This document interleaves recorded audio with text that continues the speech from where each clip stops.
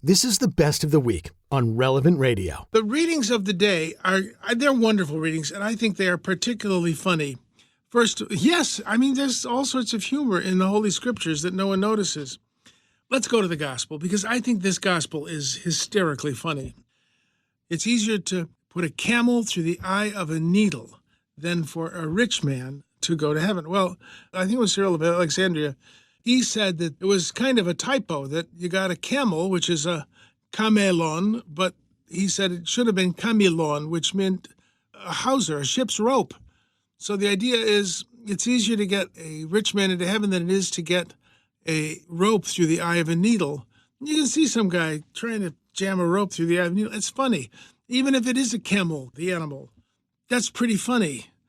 There's some people who say the eye of the needle was a gate in Jerusalem. When they closed the main gate, if you came late with your camel laden with stuff, that you took all the stuff off the camel, had the camel get on its hands and knees and go through the eye of the needle. That is nonsense. There was a gate in Jerusalem called the Eye of the Needle, which was built, maybe 300 years after Christ, and they named it for the parable because it was a small gate. But that idea that somehow if you give the Lord all of the stuff, he's going to give it right back to you, maybe not. The eye of the needle really is the eye of the needle, and it's about the impossibility. And when you are obsessed with what you own, there's a problem. Fine for a Christian to own possessions, but it's a real tragedy when the possessions own the Christian. You don't really own anything. We're the stewards of what God gives us.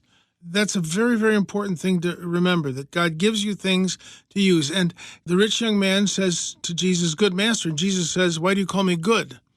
Only one is good, God."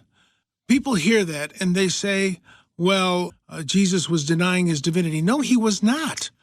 He was asking a question. This man thought all of the things he owned were good in themselves, that ownership was good in itself. And God alone is good. Everything else is good for something. If you're just collecting money to collect money or collecting possessions to collect possessions, they're not good in themselves. They're only good for something.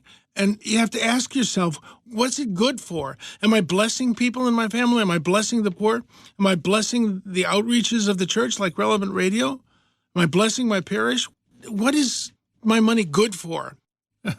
I've heard it said money's like fertilizer. Spread it on the fields, it does great good. Pile it up in a pile and it just stinks.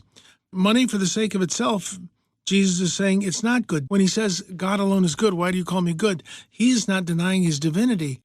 He is pointing out to that man that he's got his values all in the wrong place. So I think that's a very important thing. This entire episode of Father Simon Says is on the Relevant Radio app. The Relevant Radio app is completely free and updated daily with fresh articles, podcasts, and prayers. Don't delay. Download the app today, and thanks for listening.